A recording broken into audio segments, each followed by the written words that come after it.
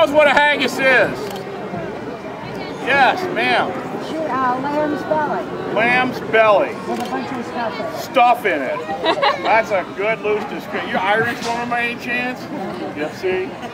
Lamb's belly with stuff in it. That's Irish answer. Anybody else know what a haggis is? What? No, there's no barley. No, I'm sorry. See, that's why you needed to be here. See? Okay. Haggis is a dish of food. It's kind of like an old-time version of a meatloaf. A lot of ground up or chopped up meat and other ingredients, and you cook it and then you serve it. Here's what you need to know about haggis. First, haggis is unofficially the national unofficial dish of Scotland. Unofficial. Second, haggis is made out of the parts of the animal after rich people eat all the good stuff. Now I'm looking at this crowd and there's not 3 dimes rubbed together out there. Except this guy down here. He's buying later, by the way. He's got the beer money. Okay. Rich people eat the good stuff.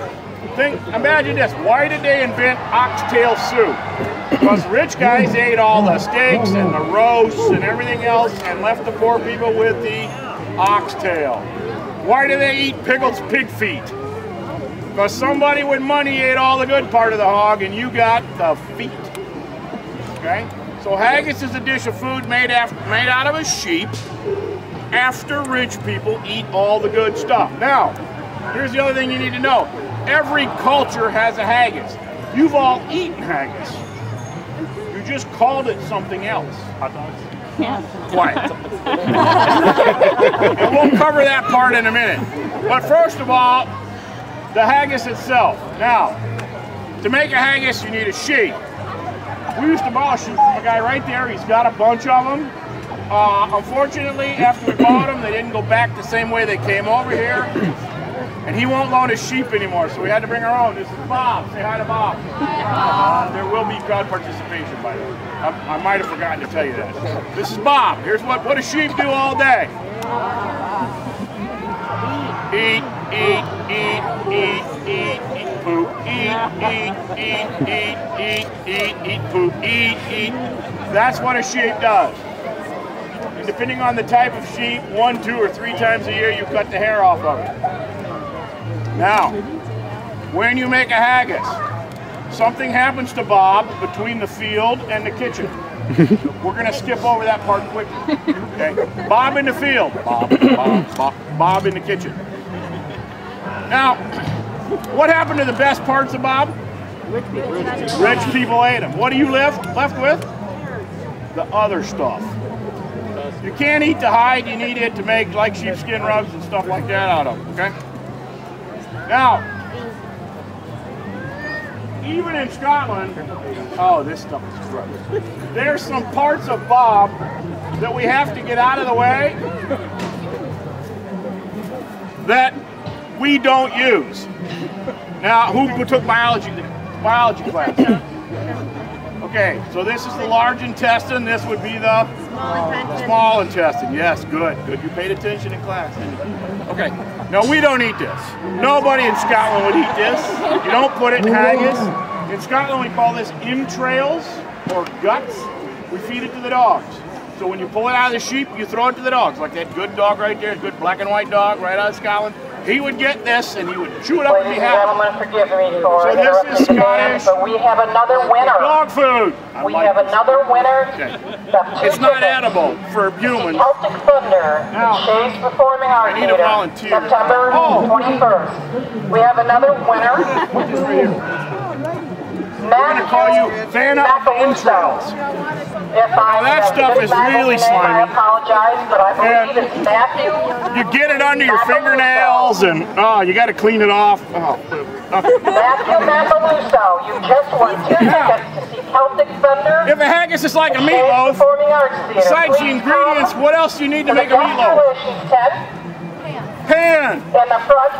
300 years ago, did they have a meatloaf pan? No, Bob has the meatloaf pan. And you will be able to pick up your 2 tickets to see Celtic Thunder. Now, don't poke any holes in it. You don't want it to leak. Rinse it out well inside and out in cold, salty water. Set it aside, don't let it dry up. Make sure when you cut it loose that you leave plenty on either end, okay? So Bob's stomach is going to be our meatloaf pan. There's the pan. Now, 3 things. They're called the pluck. Okay? 3 things that come out of Bob, part of the pluck. They have to be in a haggis. If they're not in a haggis, it's not a haggis. If you add other things, it's not a haggis. If you leave any of these out, it's not a haggis. I don't know what it is, but it's not a haggis. The pluck is made up of 3 internal organs. The lungs. Some people cook the meat a little bit first and then chop it up. Some chop it up first and then cook it. It doesn't matter. Lungs, that's part of the pluck. Livers. Chop these up fine, mix them with, remember this crowd participation, right? Liver and lungs. Those are 2 of the 3 items in the pluck. 3rd item. I made this one easy because the English have trouble with this. They don't have one. They don't know what it is. I find that particularly offensive, sir. I'm real sorry about that. Stand at the back of the crowd. Heart. So the pluck is made up of heart, lung, and liver. And that's it for the meat. There's not anything else. Because what happened to the good stuff? Rich people ate it. Chop that all up fine. Now, you got to have an onion. Here's your math quiz. If 1 onion is good, 2 is better. I like that. Italian guy or what? They're big on onions. Yeah. Okay. Onion. 1 big onion, 2 medium onions, doesn't matter. Salt and pepper. If you really want to, you know, spice it up a little bit, grate a little fresh nutmeg over it with a grater. That's it. Heart, lung, liver, onions, salt and pepper. Now, we have to have a binder, something that holds all the meat together, because there's not a lot of fat in heart, lung, and liver. So we get a piece of suet. Suet's a fancy French word for fat. Don't use mutton tallow. Use beef suet. Mix the beef suet well into the chopped up meat or the ground meat. Now we need a filler. It has to be somewhat healthy to eat this stuff, right? We use oatmeal.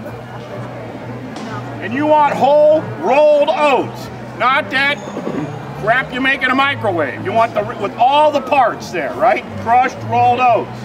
Complete. Mix the oats into the fat and the meat and the salt and the pepper. Now if you got a big crowd and you're afraid your relatives are going to show up unexpectedly, you want to stretch out the haggis a little, you can throw in the kidneys. I don't recommend it because kidneys are pooey. English eat kidneys though. We used to have a guy who was a retired butcher from Glasgow, and he come out regularly. He used to hang out with us. And in his butcher shop in Glasgow, up until the 1980s, he made 200 haggis a week. And he said about 1 out of every 20, the lady would want the kidneys in them. He didn't like to do it.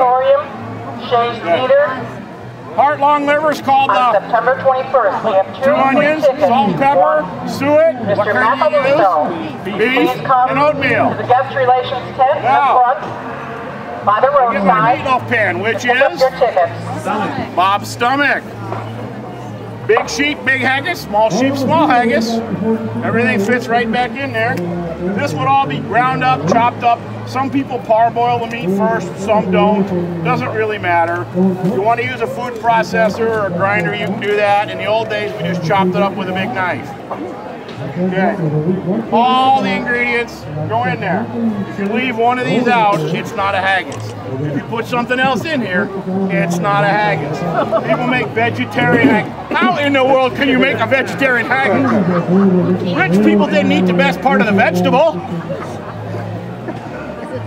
Now, once you get the stomach stuffed, you tie it closed. One end's tied closed first, because you don't want all the coming out on the ground. So then you stuff it in there, you tie the other end closed, you boil this till it's cooked. Okay? When it cooks, when it boils, it will swell up, because the oatmeal and the onion and the meat will absorb moisture. It'll swell up, it'll stretch the skin. Once it's cooked, I like to take it out and put it in a hot oven for a little while, just to kind of drain a little of the moisture out. It firms it up, kind of browns it up on the outside. It looks better. Now we're not, would you eat the meatloaf can? No. So we're not going to eat the pan. We're not going to eat Bob's stomach. Once it's cooked and you're ready to serve it, you put it on a platter, potatoes, turnips, carrots, things like that around it. You cut it open and you scoop out. And it's not quite as firm as a meatloaf, but it's a little firmer than corned beef hash. It's kind of right in between. At breakfast, this is what one looks like, by the way, right here. Bob's stomach, tied up at both ends, cooked out. Okay. At breakfast in Scotland, if you stay at a cheap tourist hotel, one haggis will feed about 250 people. Because they put a tablespoon on the side of your plate so you can go home and say, oh, I ate haggis in Scotland. Ah. First of all, you probably didn't get haggis. You got ground mutton, not a haggis. And secondly, you got no business staying at a cheap tourist hotel. Stay at a bed and breakfast with a nice lady who makes you a nice breakfast. And here's a good Scottish breakfast. You got haggis, looks like that. You got fried sausages, fried bread, fried bacon, fried eggs, fried black pudding, fried mushrooms, and then we grill the tomatoes. It's just one of those little things. It's very healthy and nutritious. Remember, you have this after you've had fruit, yogurt, cereal, oatmeal, juice, coffee, and toast. Okay. Then you get cooked breakfast. Okay. I used to do a black pudding demo. This is black pudding right here. I used to do a black pudding demo, but it was really gross. And people were disgusted, so I quit. Haggis, you know, it's pretty ordinary. But black pudding, it's basically rotting blood mixed with oatmeal. And in the old days, when the Highlanders were running around 200, 300 years ago, they would take, you could bleed cattle, you could cut them at the neck and draw the blood out without killing the cow. They still do that in Africa. The Maasai in Africa still do that. You bleed your cattle. So you draw off the blood, you let it set up for a while, mix it with some oatmeal, maybe a little onion if you got it, and you put it in your split. And then when you're running, you reach in there, like, you know, you're going to run for like 20, 30 miles. You just kind of scoop some out and eat it while you're going. It's extreme high protein. It's really good for you. It just tastes like... Now, for dinner, one good haggis will feed 5 or 6 people depending on how hungry they are. If you really want to dress it up, like you're having company over, like you're inviting me to dinner, you want to make what we call MacFarlanes Company haggis sauce. Get yourself a heavy stock pan, hot. 1 cup whole whipping cream, the thick kind. Heat it up as hot as you can get it, boiling without burning it. You're going to have to stir it a lot. Pour in 1 cup good Scottish whiskey. Wait, you were drinking the whiskey? I'm sorry, sir. Return it to a boil. Don't burn the cream. Throw in a few small black capers and a little white pepper. Take it off the fire, let it sit, it will thicken. Ladle it over the haggis before you bring it out. You know, put it on the plate, ladle this over. Oh. Alternatively, you can let your guests drink the cup of whiskey and they don't care what they eat. Now, I told you at the beginning, haggis is what's made out of the animal after rich people eat all the good stuff, and every culture has haggis. When you go to the German-American festival, you eat haggis. They call theirs a bratwurst. When you go to the Polish-American festival, you eat haggis. They call theirs kielbasa. When you go to the Mexican festival, you eat haggis. They call theirs burrito or chorizo. Right? When you go to celebrate Mardi Gras, you eat a Cajun dish called boudin. It's Cajun haggis. Okay? When you celebrate 4th of July, you eat American haggis. We call it a hot dog. Now, you know what's in a haggis. I just showed you what's in a haggis. You don't have a clue what's in a hot dog. Okay? The fact of the matter is, you don't want to know. But I will tell you this. Where's Vanna? Vanna of the entrails, give her a hand. Vanna, let me borrow this back. Remember this? What do we call this in Scotland? Dog food. Dog food. This is the entrails. This is the guts, the intestines. We throw it to the dogs.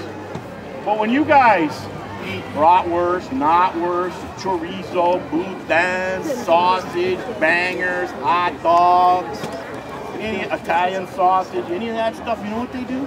They go get this part. Then they stuff the meat and the fat inside this. They're not even smart enough to add oatmeal, so it's good for you. Except the Cajuns, they put rice in boudin.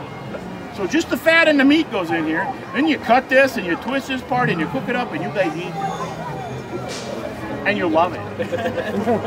You sit around on the 4th of July celebrating American independence eating Scottish dog food.